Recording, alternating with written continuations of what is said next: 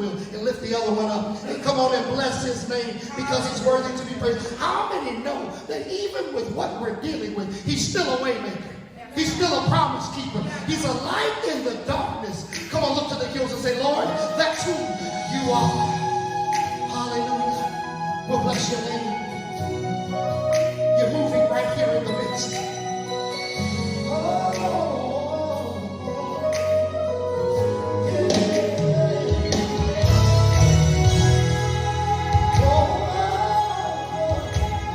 We bless your name, Lord. Thank you, Jesus. We worship you, Lord.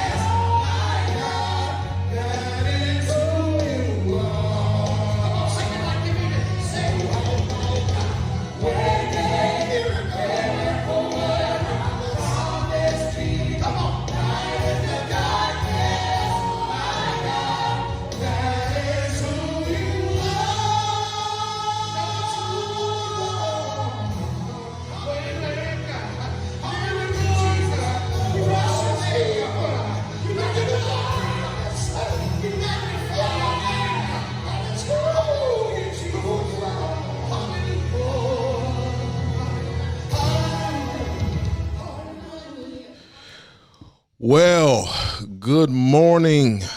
I should say good afternoon. CC Nation, good afternoon. We are live and we are ready to worship our God in spirit and in truth. I see some of you on. Why don't we just do just a roll call, see who's on. My brother, Elder Lamont Josie, man, we miss and love you too. Good to see you on today. Our sister Tiffany. Tiffany, good afternoon. Blessings to you and John. Sister Denise Horton, so good to see you. Always good to have you. So you all get in the comment section. Let me know that you're here. We are live on today. And for everybody who didn't get the message, I'm so sorry that we did not announce that we weren't going to be worshiping in the tent. I know we got some word of mouth out there, but I don't know if it got to everybody. So if you did not get the word, we certainly apologize, but we're excited to have you. And excited to see you. So get in the comment section. Let me know that you are on. Miss Darlene, good to see you on today. Blessings. Man, we're certainly praying for you, my brother. Sister Lois Cole, always good to have you on. Blessing and favor on your life. And Dana is on as well. So you all get in the comment section. So grateful to God to have you and to see you. For those of you who do not know what's going on today, let me just announce that this is normally our Life Conference weekend. Hey, Debbie, good to see you. Brother Steve, good to see you. This is normally our Life Conference weekend, and we normally have a workshop for women, for men, and for young people. Of course, since we're not meeting in the building, we're not having our workshop. But what I decided to do, it to be good to just do a joint piece together today. We're going to do a master class, and I'm going to be talking about time management on today. So we won't do a lot of our normal service stuff because I want to give as much time to having conversation with you as we relate to this very important issue. Miss Sonia, good to see you on today. Leslie, good to see you again. Amen. Brother Lee, good to see you, my brother. Our brother Gary Horton is on as well. We got Leash on. Amen.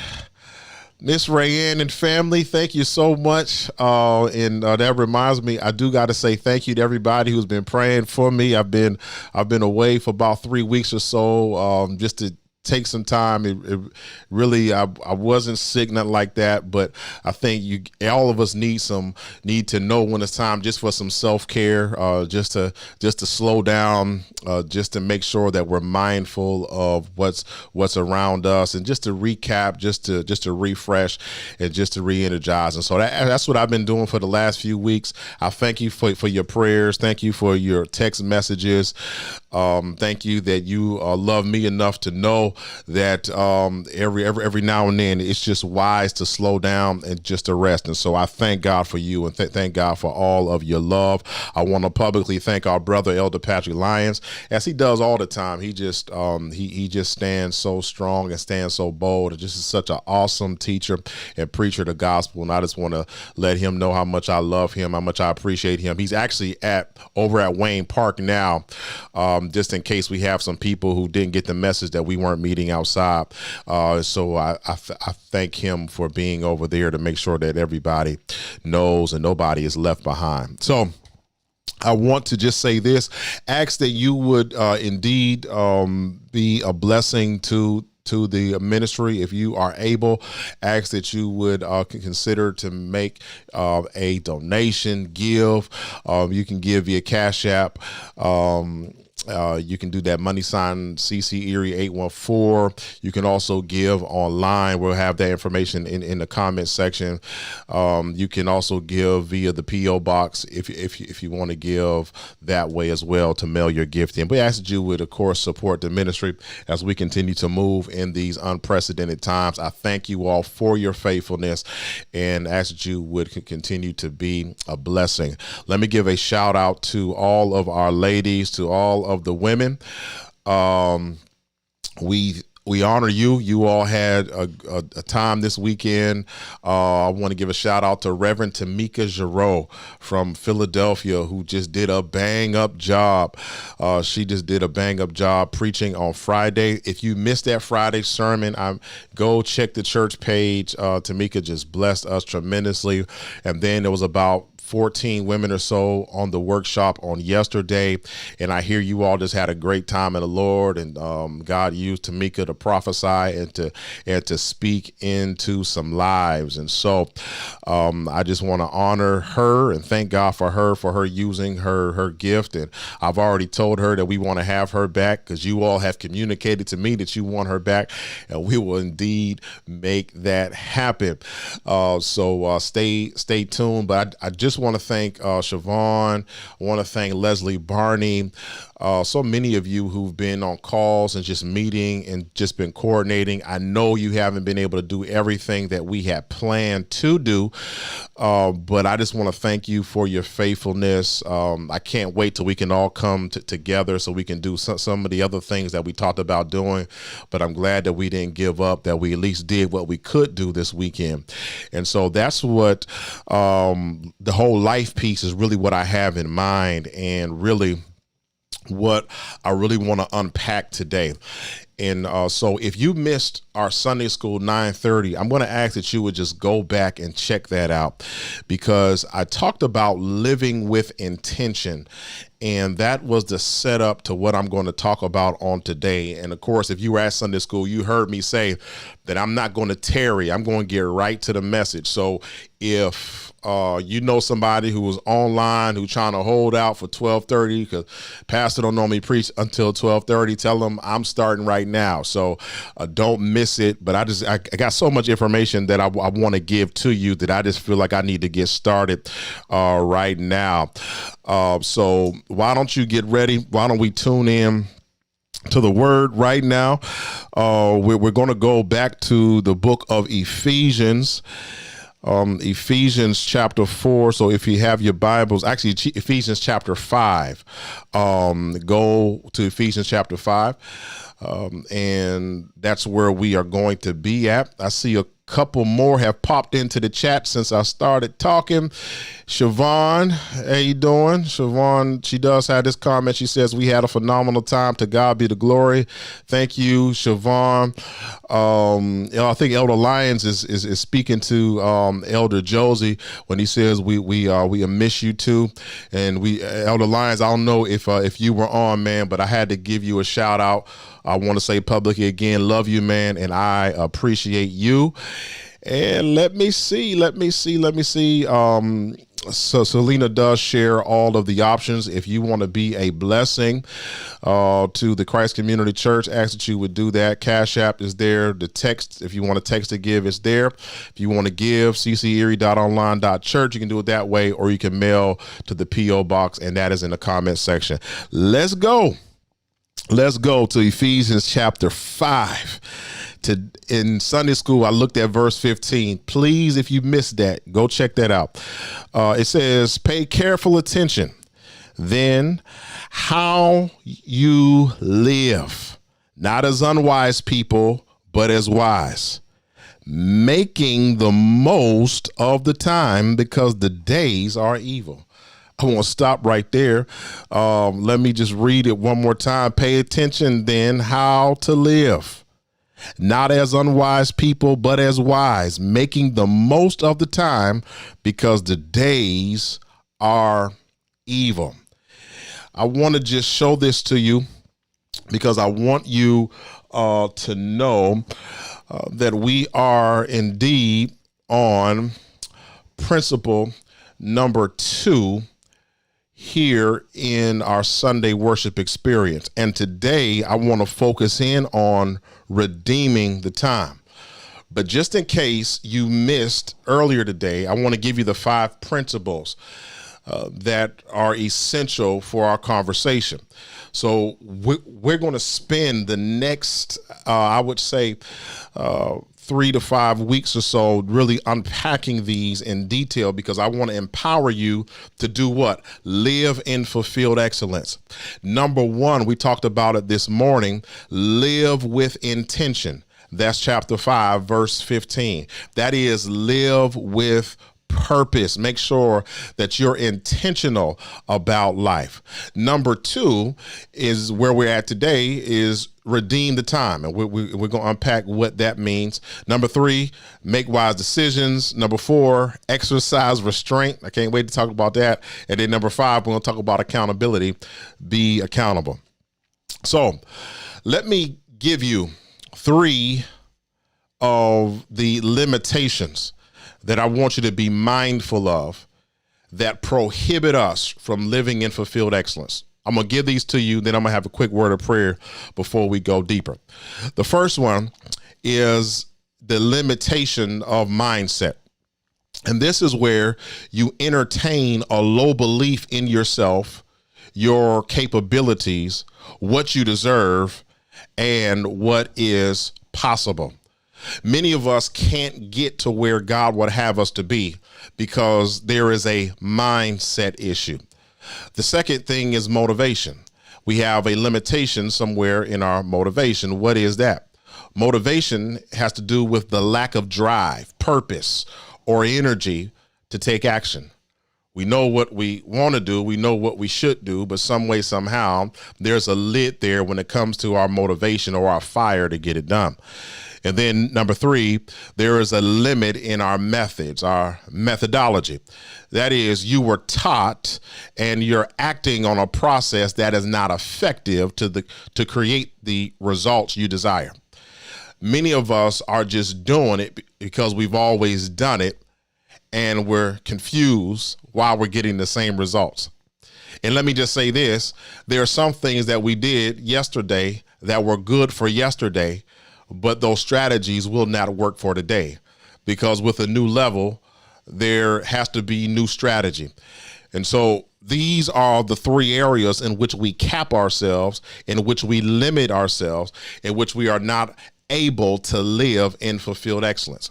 So in Sunday school, one of the things that I said is that if we are going to do this, if we're going to remove this lid, and if we are going to live with intention, we've got to be mindful of the foundation that we build our lives on. We talked about that this morning. We've got to focus in on the right areas. We talked about focus this morning. And then the third thing that we need to make sure that we do is identify and avoid foolishness, and make sure that we're living in wisdom. So those are the 3 things that we unpacked this morning. But that's a good segue into time. Time is more valuable than your money. Time is more valuable than your job. Time is more valuable than the cars that you drive. Today, we're going to talk about redeeming our time. Somebody just write that in the comment section and say, redeem the time. Redeem the time. Let's pray.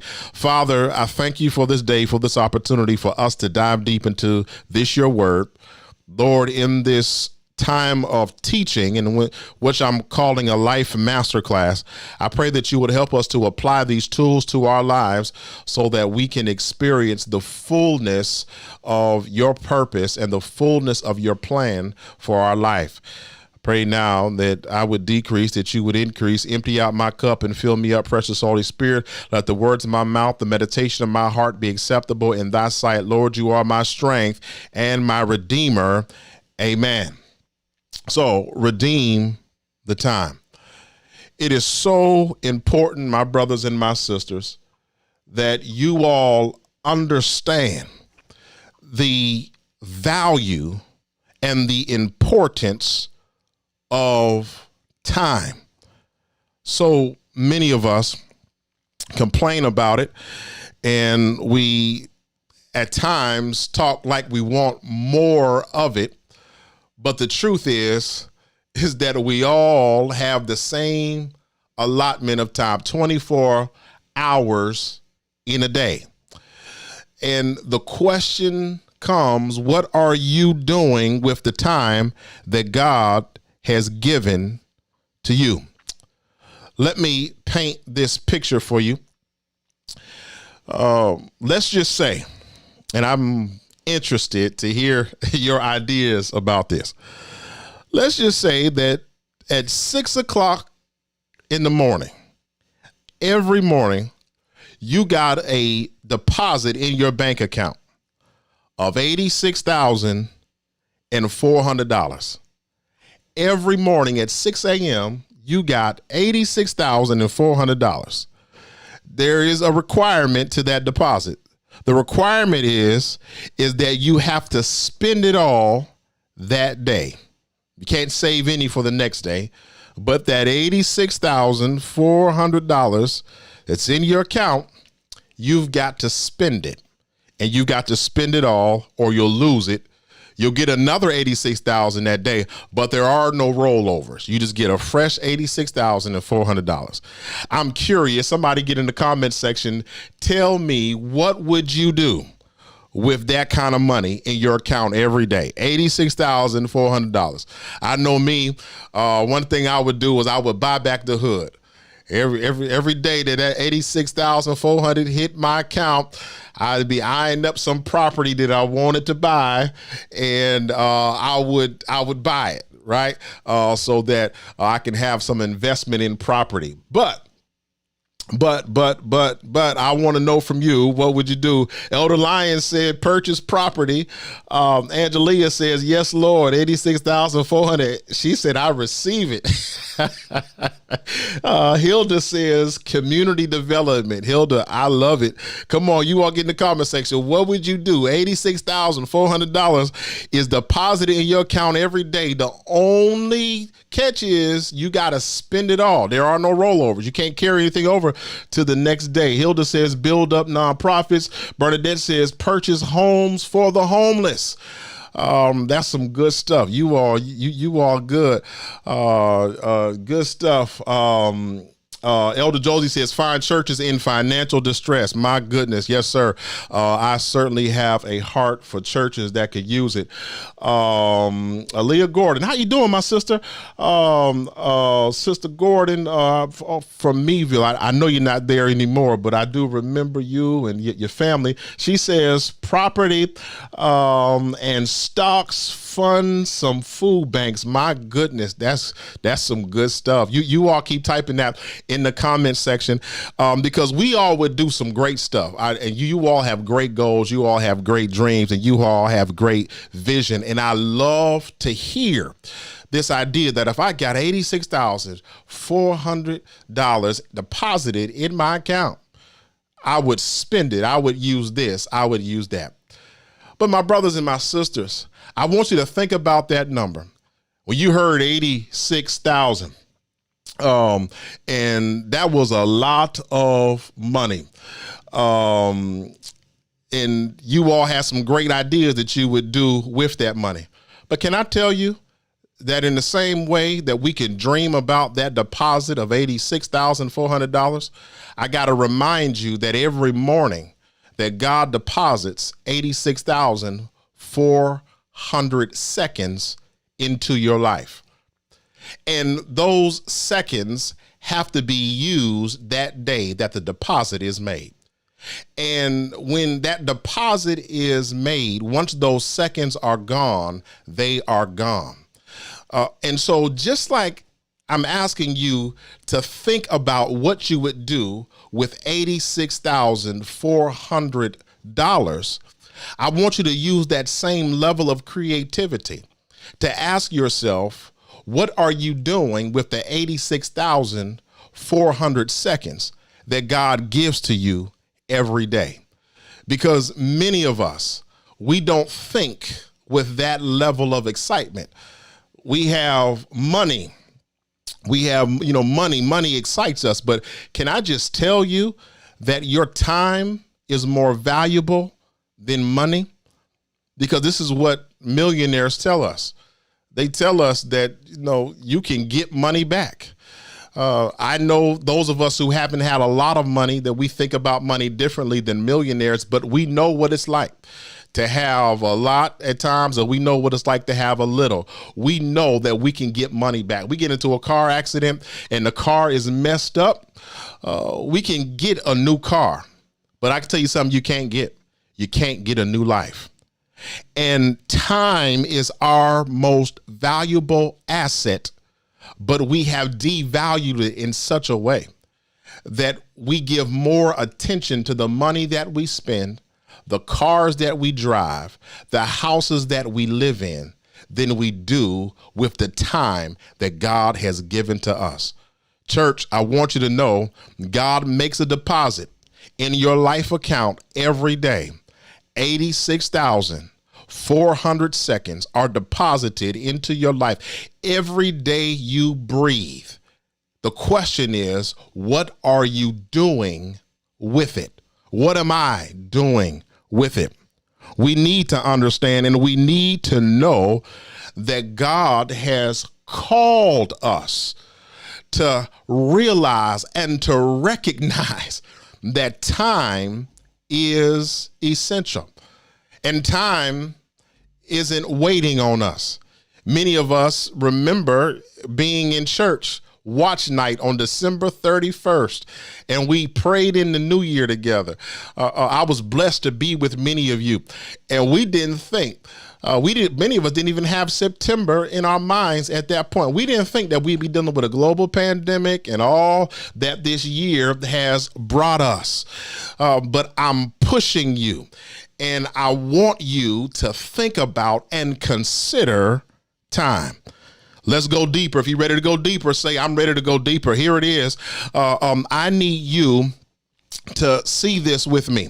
And I need you to understand this first time principle, that time is a gift from God that must be valued and used wisely. I want you to write this down. Time is a gift from God that must be valued and used wisely. God makes a deposit into your life every day. And the question is, what are you doing with that investment? Have you given any thought to what a typical day looks like for you? Have you given any thought into how you're using those 86,400 seconds on a daily basis? My brothers and my sisters, God is pushing us and God is encouraging us to see the value in this truth, that if we are going to live in fulfilled excellence, that we must understand the value of our time and use that time wisely. Let me go to the psalmist. Psalms 90 verse 12 says, teach us to number our days, that we might gain a heart of wisdom. Moses prays this great prayer. Teach us to number our days. This idea of numbering our days, to be mindful of the fact that life is fleeting, that scripture says life is a vapor, that life can be here 1 minute and gone the next.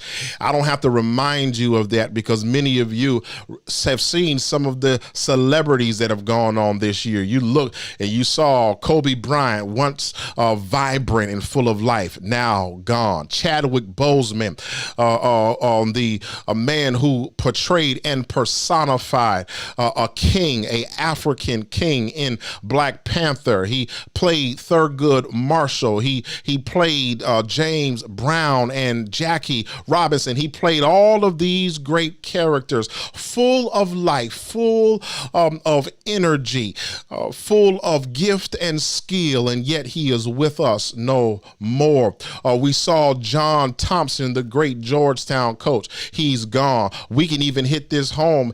Erie has lost a legend in the great Reverend Dr. Allen B. Green. I know that I have benefited from his legacy and I have benefited from his library. And if you all have benefited in any way from my preaching or my teaching, know that what I do is connected to him.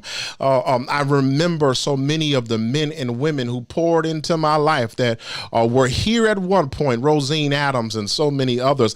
I can keep calling names that are gone now because life is fleeting. Life is a vapor, and I want you to understand that. But if you're in the Psalm 90, I want you to circle or what it is that Moses says in his prayer. He says, teach us to number our days. Moses understood that when we value time, that part of our valuing of time is that it's a lesson that we have to learn. We don't always have this sense of how to utilize our time. It's not always innate to us. And so we need God to teach us how to value. When Moses prayed the prayer, he says, Lord, teach us to number our days. This is something that can be learned. And I wanted to spend some time here because I want you to understand the value in this subject matter. The reason why many of us are not where we want to be, the reason why many of us don't have the type of money that we want in our bank account, the reason why our businesses have not flourished, the reason why we aren't in a deeper place in our relationship with God, could it be for many of us that we have failed in making the most of our time? Remember, I told you this morning when I used the illustration of Simba and the Lion King, that one of Simba's problems is that he allowed his situation to change his song. He was singing, I just can't wait to be king. But then when he got around a meerkat and a warthog, he started singing Hakuna Matata. His situation changed his song. Here it is. Many of us are living at the level of the people we have allowed around us. And here's the point. When you allow people in your life that don't value time, what you have done is you have given an invitation for people to waste your time, and you will lose it on conversations and relationships and romances and business deals that you were never meant to be in. We are losing at the level of our company. We have allowed our lives to be devalued because we have allowed people to devalue our time. We have devalued our time, and we suffer as a result of it. Time is a gift from God. Somebody ought to comment that. That's something that you ought to take from this message today.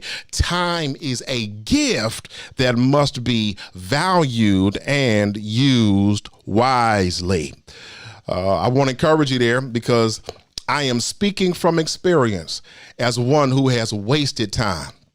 One who has spent too much time worried about what folk got to say about me, worried about what folk are thinking about me, and not worried about the things that are going to get me from where I am to where it is that God wants me to be. Time is a gift from God, and you can't waste it on just anybody, and you can't waste it on just anything. Your time is too valuable. You can waste $1, you can waste a car, you can waste some of that other stuff. You can get that stuff back though. But this time that I've got, I can't get it back. So I've got to be mindful of who I invested in. I think somebody ought to throw some hearts, somebody ought to throw some comments, because you know after life experiences that you spend enough of your time wasting it with the wrong people and doing it the wrong way, doing the wrong things. Now you need to be investing your time so that you can get an ROI on the time that you use. That's a return on investment. So just any relationship won't do anymore. Just any job won't do anymore. Just any situation won't do anymore. My time is too valuable. I want you to understand the value of time. But let me give you principle number 2. We must learn to redeem the time. That's principle number 2. We must learn to redeem the time. Did you hear what Paul said? Paul says, making the most of the time. I'll just rewind to verse 15 in Ephesians chapter 5. He says, pay careful attention then how to live, not as unwise people, but as wise people. And let me just give you a nugget of truth right there, because many of us have been in a math class. We have been in a social studies class.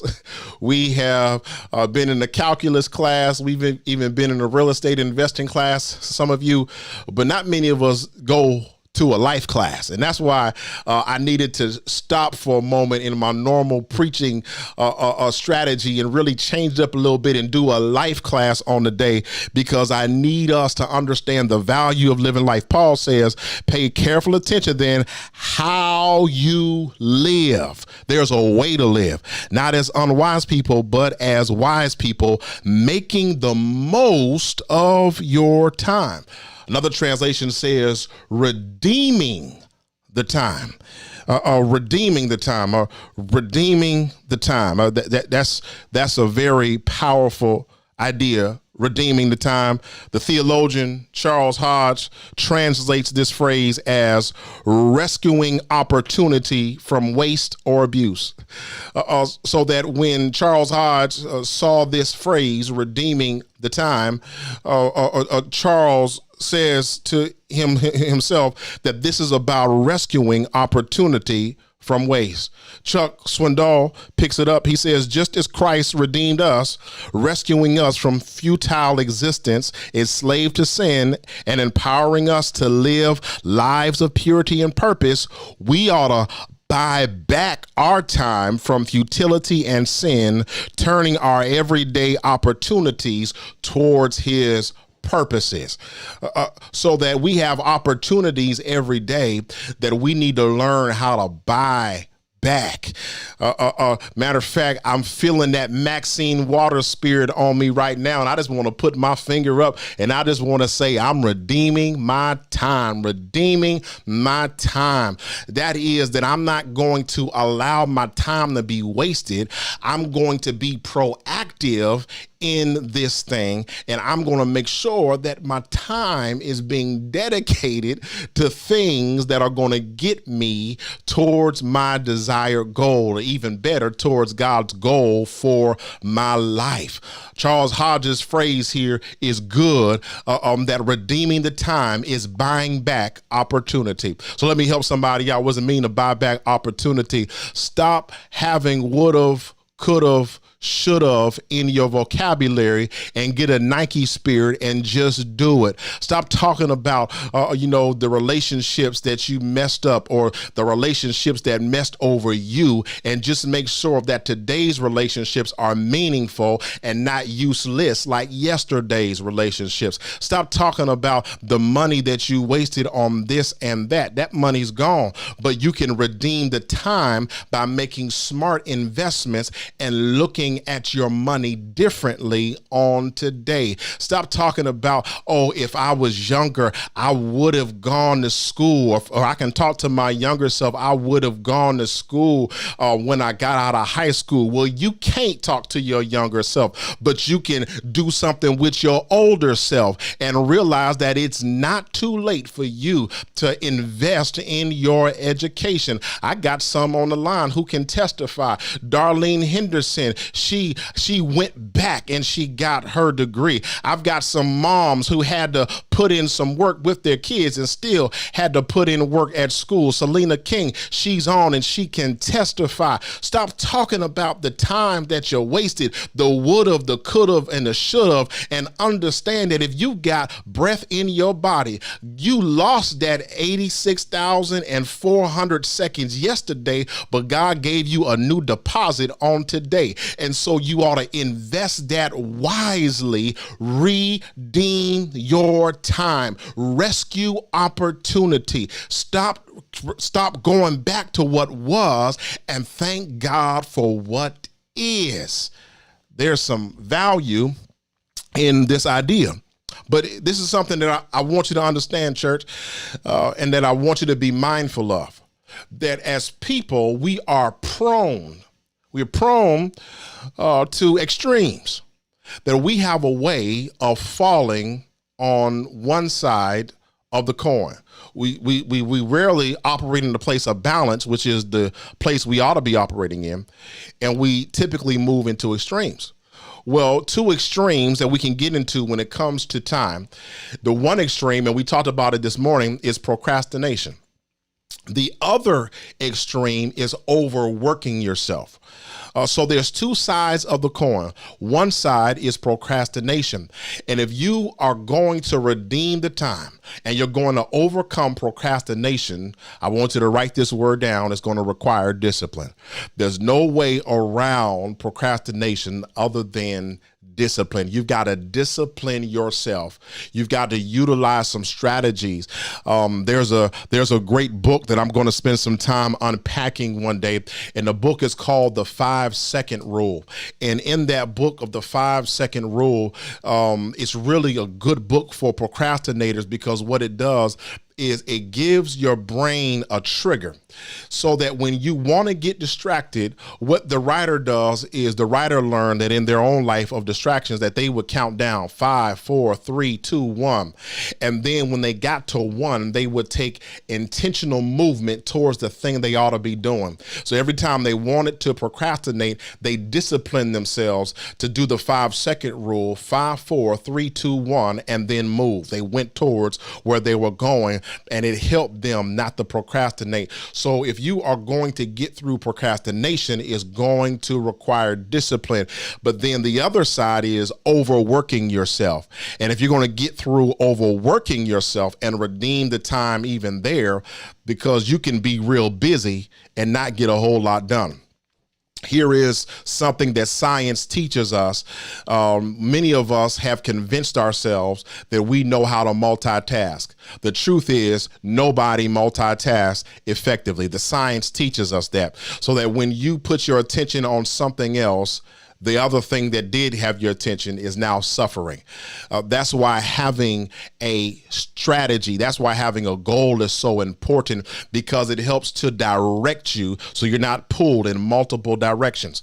But if you are going to overcome overworking yourself or running more than you ought to be running, or being more busy than you ought to be busy, one side requires discipline. This side requires discernment. Discernment means knowing what I should be doing, what needs my attention right now. Discernment means knowing the difference between good, better, and best. Discernment means understanding the shades in a thing. When I am discerning something, I navigate the difference between what's important versus what is urgent. There's a lot of urgent things. Matter of fact, if you aren't careful, everybody's got an urgent crisis they want you to respond to, and you are missing out what's important to you and for you. The urgent will kill the important if you allow it to, but discernment helps you to navigate that. And the person that's going to redeem their time has to avoid procrastination through discipline, but they also have to avoid overworking through discernment. I hope this is making some sense on today. And I hope that you understand the call to redeem the time. But now let's get practical. And I'm going to end on this final principle. When it comes to your time, principle number 3, take care of today and tomorrow will take care of itself. Take care of today and tomorrow will take care of itself. This is indeed a John Maxwell quote. Now, let me unpack this, because this can be misconstrued for saying something that it's not saying. It does not mean that we don't plan for tomorrow, but it does mean that we take tomorrow into view. We have it in mind, but we've already understood what is the main thing. And when we know what the main thing is, we know the main thing is going to get me here by next month. The main thing is going to get me here by next year. The main thing is going to get me here in 5 years. And so what we're talking about is really having a clear vision of who I am, of where I'm going, and engaging in activities that are going to help me to meet that goal and to get to that destination. What we're talking about is we're talking about compound interest. We're talking about interest compounding over time. One day soon, I'm going to talk about compound interest. But let me just get into some of the practical nature of this thing, because I want to give you a structure and a strategy for doing time differently. And I need you to get this. I need you to write this down, because there are 3 ways in which you can do better with your time. This is a journey that we're going through together. I think I said this earlier, that we're getting right in real time, that we are getting right in real time. That's what we're doing together, right? So I want to borrow from Peter Drucker, great business mind, great business thinker. And he talks about getting things done and utilizing time. And so there's a couple things that we need to do when it comes to time. The first thing is we need to track our time for one day. Now, this is an exercise that I want you to do. I want you to track your time for one day. Track your time. Because many of us, we like to engage in planners, right? So we like to get in planners, and we like to schedule things to do for the day. But Peter says this is a different model. I want you to do what you normally do, and I want you to track it. And when you track it, I want you to be honest about what you did on a day, because many of us think we're doing more than what we're doing. And if we're being honest about what we really accomplished or what we really did in a day, we would realize that we spent quite a bit of time on social media. We would realize that we spend quite a bit of time watching TV. Some of y'all done got in trouble during this COVID-19 situation, and Amazon.com has been your friend. You spend a lot of time on Amazon just buying stuff. You got so many boxes you've been putting outside because you done got shoes, you done got things for the kitchen, you done got purses, you done got electronics. That's my thing. Anytime Amazon is coming to my house, they typically bringing me something electronic. So how much time we spending on Amazon? And if you like my mom, QVC and HSN, working that flex pay to your advantage, so we spend some time shopping there. But the question is, what is getting your time? And I encourage you, just do this exercise. Take the next day or two and just track what you did that day. Just get a log, just get a piece of paper and just track. What did I do today? And it would even be effective if you just kind of had it in your mind in real time, just tracking what got your time and what got your attention on that day. Because when you can track it, you can go to number 2. Number 2 says to eliminate. Because if we're going to manage our time management is about elimination, probably even more than it is about management. Of course, you can argue good management does do some eliminating, but I just want to use the word eliminate because elimination helps us to understand there's some things that we've got to cross off. There's some things that just can't get our time. There's some things that we've got to pull ourselves away from, and we've got to pour into. So one of the things that I'm working on doing is I'm working on minimizing the distractions that I allow in my space. I want you to write this book down. It's by, I think his name is Carl Newport. I'm going to do a breakdown of this book in the days to come. And the book is entitled Deep Work. And what Carl argues in that book is that many of us spend too much time in the distraction zone. We spend so much time being distracted. Every time we go to do something creative, or every time we go to do something that we need to do, what happens? This thing starts ringing. We get a notification on our phone. We get an email. We get an inbox. All of that stuff knocks us off track. And so our minds are divided. And what I shared with you this morning is that there's a difference between traction and distraction. Distraction is the pulling away of our mind. But the traction is we're being drawn into something that is going to be productive. It is a wise use of the time. It is a wise investment of the 86,400 seconds that God has given to us. And so elimination is so important. I wanted to give you this because I want you to understand how practical this is. Maybe, just maybe, you've got to develop a new habit. And one of your habits has to be that you spend some time with you in a room and your phone in the other room. You spend some time just taking a break from shows and you read more. Pastor Cook, you asking me to read more? Yep, I'm asking you to read more. People always tell me, man, I want to make more money. I want to do this. I want to do that. And then you look and see what millionaires and billionaires do, what CEOs do. And a lot of what they do boils down to reading. So you got most CEOs testify that they read a book a week, minimally a book a week. And here we are half reading 2, 3, 4 books a year and wondering why we're not prospering the way some other people are prospering. And then we say, oh, well, I don't have time to read.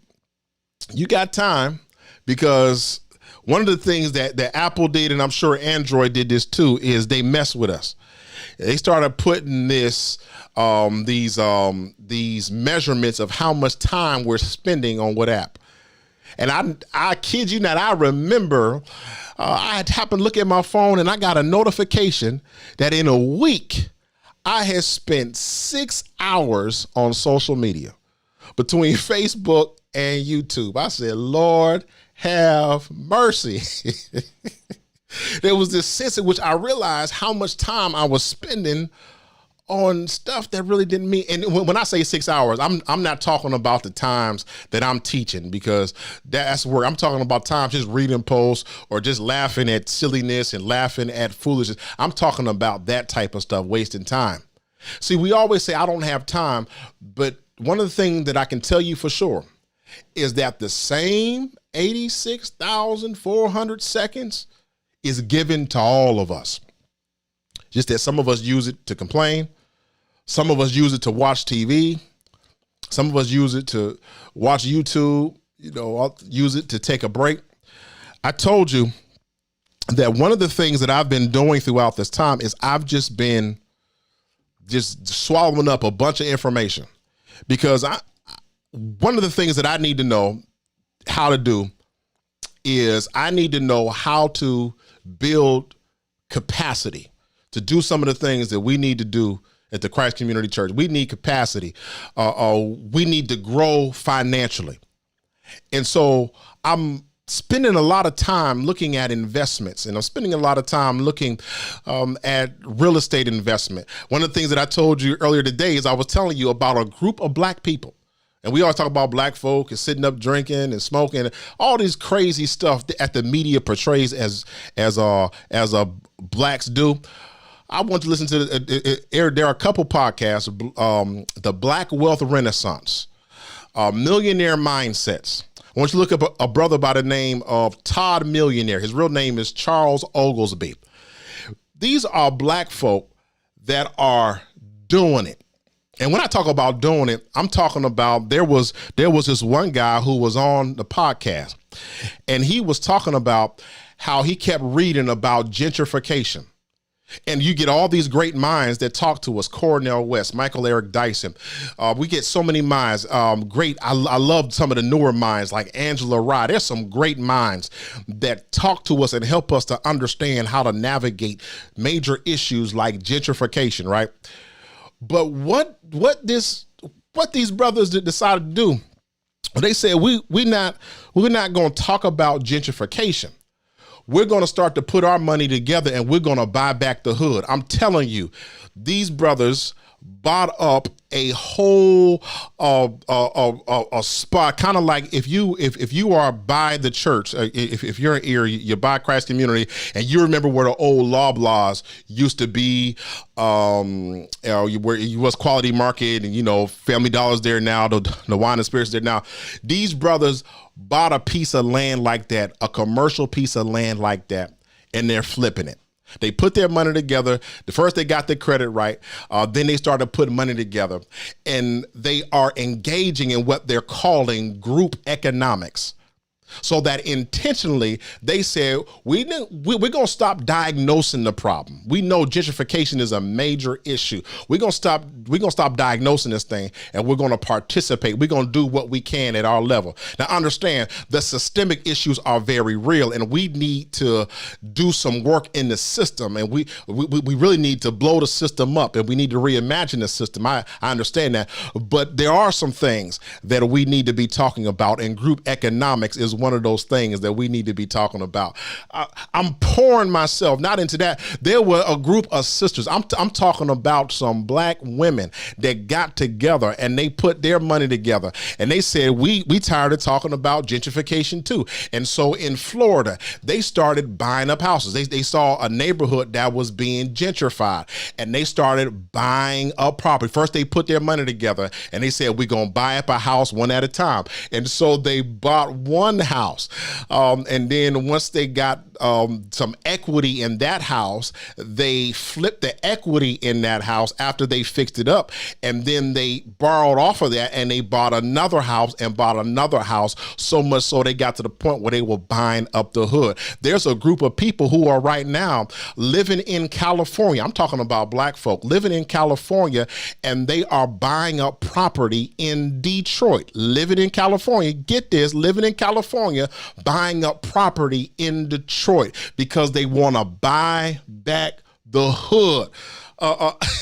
I need us to understand that we don't just talk. We don't need to be talking about stuff. We need to educate ourselves. And so we need to track, where are we losing time? We need to eliminate the time wasters, and we need to fill that space so that we can be a part of the renaissance. And let me just say, I believe there can be a black renaissance right in Erie, PA. I believe that there can be a renaissance. It doesn't even just have to be for black people, for poor people right in Erie, PA, if we learn how to utilize the time that has been given to us by God and stop saying, because I don't got this amount of money, I can't do nothing. No, if you got some time, you can invest. Let me just give you one more story. I just listened to a podcast on yesterday. There is an investor. His name, he goes by the name of OG, I believe, another brother, another black young man. And he had gone through the point of investing some money into a business venture. They had raised, as black men, get this, they had raised in investment capital, they had raised $1 million to support their business.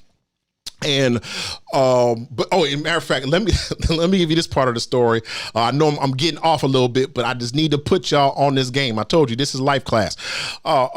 They were in front of the investors.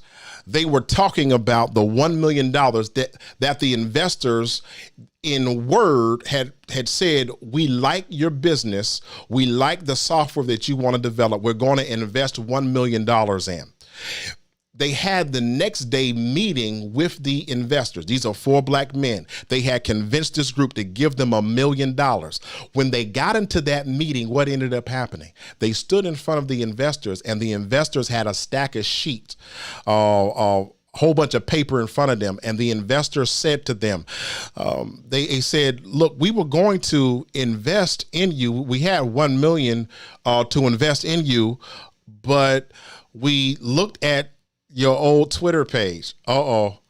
We looked at some of your tweets, and we noticed. Now, these are older white folk talking to young black men.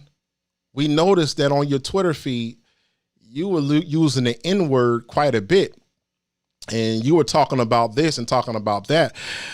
We're so sorry, in good conscience, we can't give you the money. They had $1 million locked up, but their old Twitter feed locked them out of $1 million.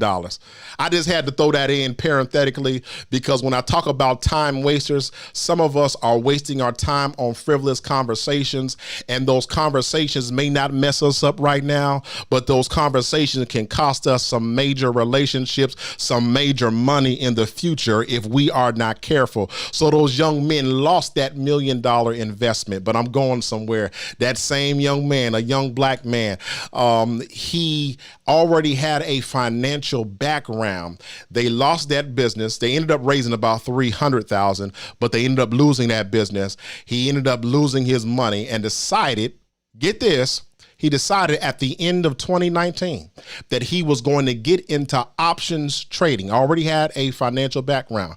He went into options trading with $100. I listened to the podcast. The podcast was recorded, I believe, in July of this year. This year already, he is on track in his options trading. He is on track to make well over $1 million.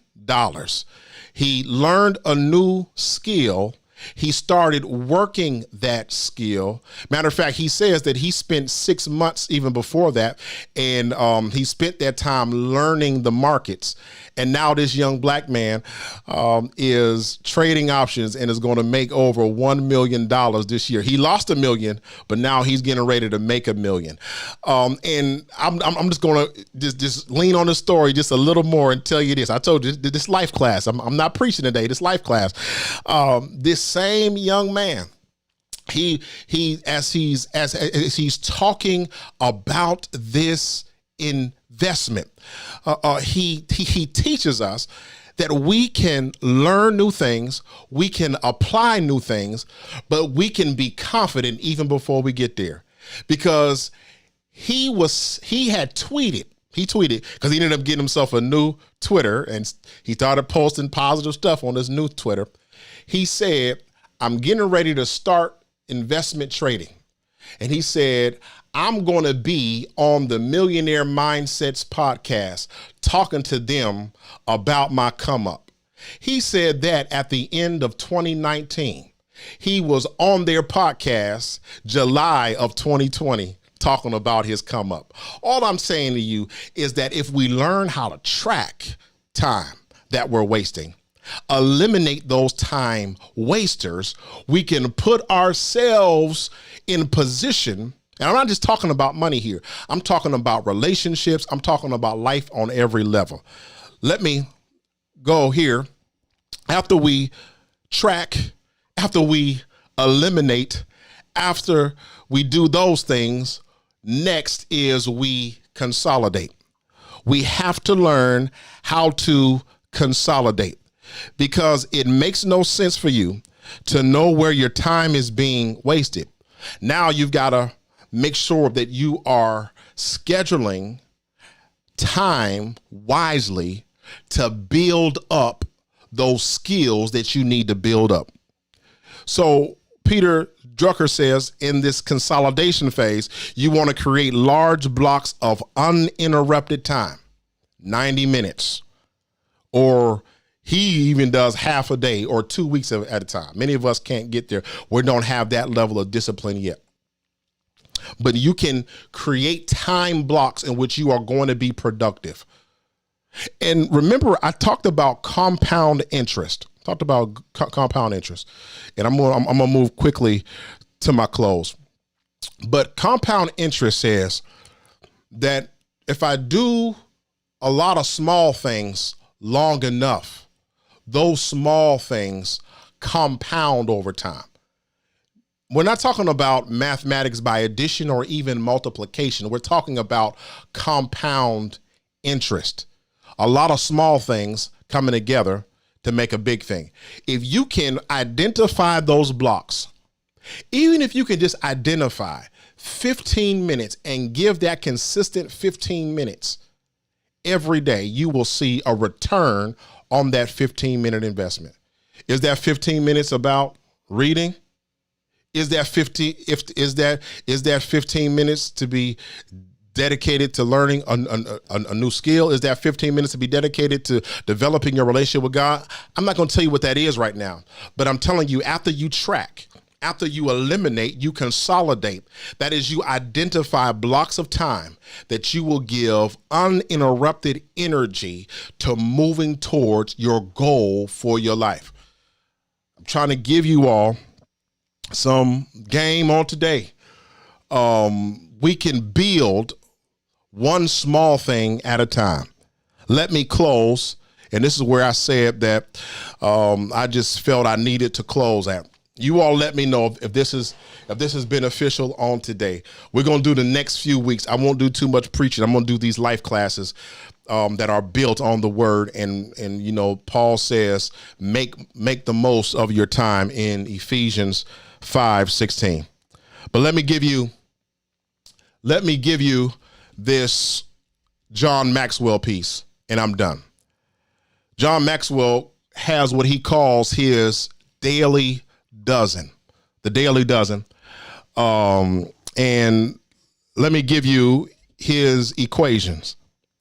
He says, good decisions minus daily discipline equals a plan without a payoff. I'll say that again.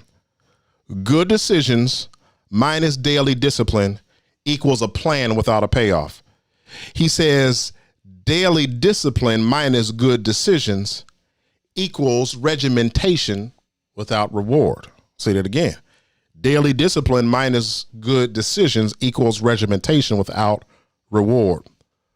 But he says good decisions plus daily discipline equals a masterpiece of potential.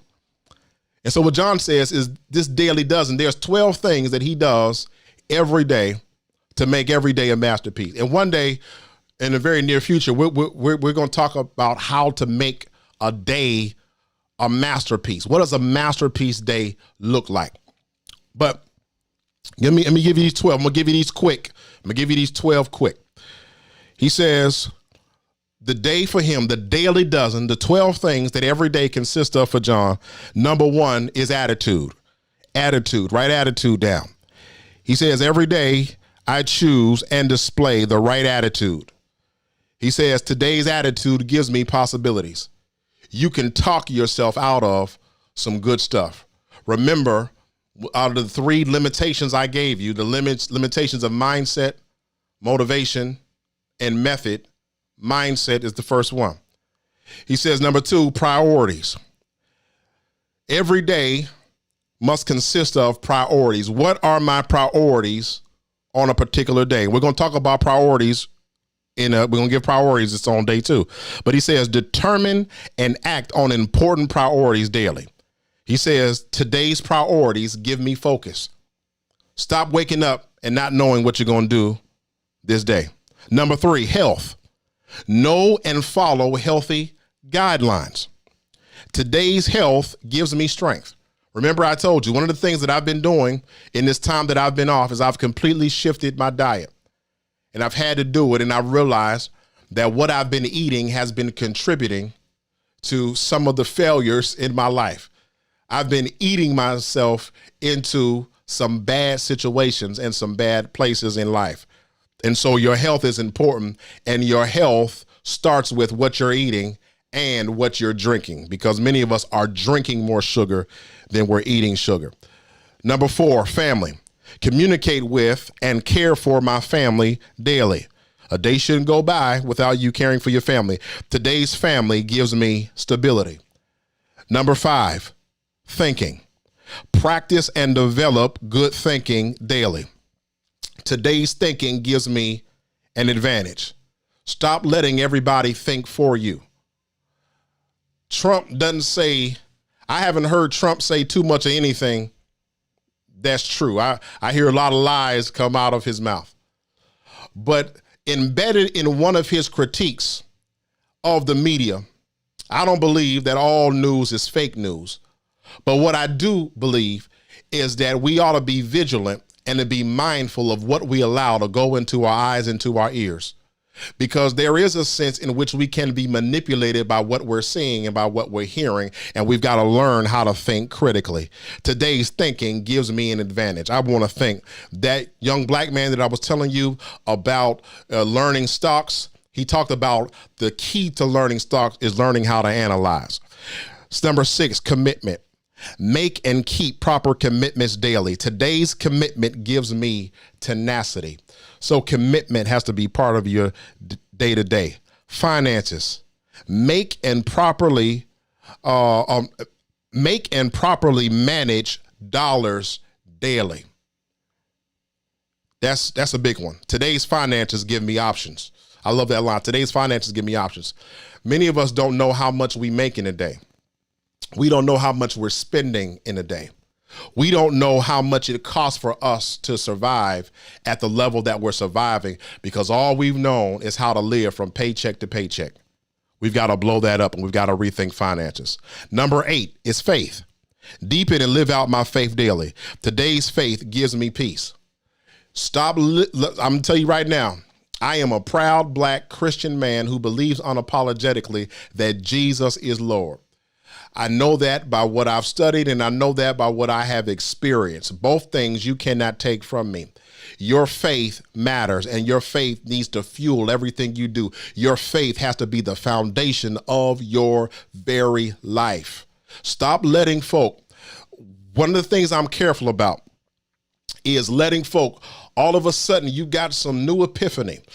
And you aren't a Christian anymore because somebody hurt your feelings. You better stop listening to folk like that. Because when somebody in the conscious community hurts their feelings, they probably gonna walk out on that, because the problem wasn't with the faith. The problem was always with them, because they never got to know the Jesus that they were heard sing, that they heard people singing about and they heard people preaching about. You've got to watch out for allowing people to alter your level of faith. You got to know who God is for yourself. And you got to stop letting all these guys, I know there's a lot of brothers all of a sudden, a lot of sisters all of a sudden, they enter into a new realm of consciousness, and they talking all this stuff, telling you that you are God, and they're quoting the book of Psalms where Psalm says, I have said ye are gods. The book of Psalms does say that, but the book of Psalms also understands that idea is that I am just a representative of the Most High God, because I know what it's like to depend on myself, and I need someone greater than me to help me to navigate those places that I will never be able to navigate. One of the things about people trying to prop themselves up as God, I want you to look at their bank statements. I want you to look in their cupboards, and you will realize that they don't have as much control as they want to make you believe. The alcohol they drink controls them. The weed that they smoke controls them. The women that they sleep with, the men that they sleep with control them. Meanwhile, they're telling us that they are their God. You can miss me with all that. I am a child of the Most High. Faith, number 8. Number 9 is relationships. Initiate and invest in solid relationships daily. Today's relationships give me fulfillment. Number 10, generosity. Plan for and model generosity daily. Today's generosity gives me significance. Number 11 is values. Embrace and practice good values daily. Today's values give me direction. Number 12, and I'm done, growth. And I will give some brief commentary here. Seek and experience improvements daily. Today's growth gives me potential. You ought to be learning every day. And that's why I've been mindful. I've been telling you about some of the podcasts and some of the things that I have been listening to. I'm going to start doing more of that, because I want you to understand you may not have a whole lot of friends in Erie or in Atlanta or in Florida that you can trust, or you may not have a whole lot of friends who are on a level greater than you, but you can get a tribe of mentors, people who are greater than you in certain areas, and they can help you to come up to where they are. So I encourage you to listen to some more podcasts. I encourage you to read some books, and don't think that books are just about what's on paper. I do a lot of audio books, but it's time for us to live in fulfilled excellence. Man, I'm done. It's a wrap. That's it for today's life class. I just wanted to talk about time on today. Really hope that you understand the gift that time is. I really hope that you value your time, and that you redeem your time, that you rescue opportunities. And then number 3, I want you to understand that if you can learn how to take care of today, tomorrow has a way of taking care of itself. Look, I love you, church. I'm gonna do this again. As a matter of fact, I'm gonna do another life class on Tuesday. On Tuesday, I'm gonna be doing this again because I just want us to really live on another level. I want us to think on another level. I want some people who are making investments. I want some people who are investing in themselves. I want some people who are growing, some people who are not, content about where they are. And I'm going to do my best to empower you to make that happen. Let me pray with you. Let me pray for you. Lord, I love you. I thank you and I praise you for this day. Thank you for this opportunity for us to dive into this encouragement, which Paul really gives us a Christian living 101, how to do life. Do life. Number 1, live with intention. Number 2, redeem the time. Help us to redeem the time. Today was merely an overview, but help us that we might go deeper and that we might understand what it's going to take for us to be our best life. We don't just need to sing it. I know Lil Duval sung it, but we don't want to sing it. We want to live it. We want to live our best life. We want to be at our best, do our best, but the best that is in alignment with your will. So, Lord, I pray that you have unlocked the minds of some of our people. Some of our people are getting into retirement and they're worried because they think their retirement is the end, but they can learn new skills even in retirement. Some are in between jobs and they're worried, but I pray that a seed that I planted will push them. Let me learn more about real estate investment. Let me learn more about mobile home investment. Let me learn more about the stock market and trading and options trading. Let me learn more about how I could think better about the money that I've been given. But even more importantly, let me learn more about what I can do with this time allotment, 86,400 seconds that I might invest it in people and in things that will give me the ROI that is necessary for not just my growth, my development, but that there will be generations that will be blessed by this. I'm believing that some of us are going to take our kids and stop turning on YouTube and them just watching cartoons on YouTube, but we'll start teaching them different words that will give them value. Words, for instance, about financial literacy, that they'll understand what it's going to take to own a home. That they'll understand about what it's going to take to be masters of their credit and not their credit being masters of them. They'll understand how these principles that are embedded in your word can be at work in our very lives. We want to live in fulfilled excellence. But Lord, help us not to miss the main thing, because the main thing is Jesus Christ and all that Jesus' death and his resurrection means for us. Because he lives, we can live. Because he overcame death in this world, we can overcome death in this world. So help us to walk in that truth. It's in Jesus' name that I thank you for this time, for this opportunity, and this privilege of prayer. Amen and amen. Well, Christ community, it was good to see y'all today. Man, I missed y'all. And it's good to be back. I will be back on Tuesday. I'm going to go deeper into one of these areas. I'm either going to talk about priorities or focus or time. Man, we have so much work to do, but I want you to understand where I'm at, because where I'm at is simply this. We are just about at the end of 2020, and I want us to get ready to finish this year strong, but to get ready for a strong 2021, right? Blessing and favor on your life is always my prayer for you. Now unto him who's able to keep us from falling and to present us faultless before his presence with exceeding great joy. To the only wise God be all glory, majesty, dominion, and power, henceforth, now, and forevermore. Walk in his wisdom, walk in his strength, walk in the peace of the Lord is my prayer for you this week. Amen and amen. Well, love y'all. I'm gonna see y'all next week. If you didn't see Sunday school, watch Sunday school, because that's the setup for what I did today. And then we're gonna go to the next level on Tuesday. All right, I'll see you then.